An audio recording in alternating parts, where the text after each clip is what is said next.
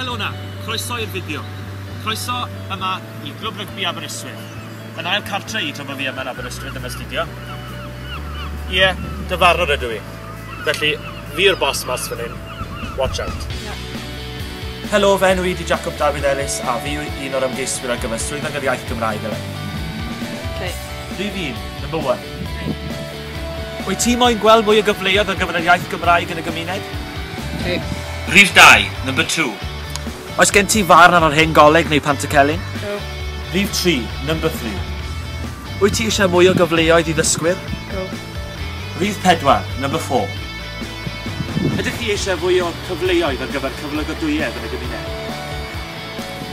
Rhif 5, number 5. Ond dewch i ni ddechrau'r chwildro. Os ydych chi'n pleidleisio amdana i wrthnos nesaf, dwi'n gaddo a byddwn ni'n gweithio gyda'n gilydd. Y Brifysgol, IFCA, yr Undeb a'r Coleg Cymraeg Cenedlaethol i wneud yn siŵr bod gan yr iaith ddyfodol. Dewch, fe ellir achub y Gymraeg. Dyna ddywedodd Saunders Lewis. Felly dyma ni yn mynd ati, pleidleisiwch.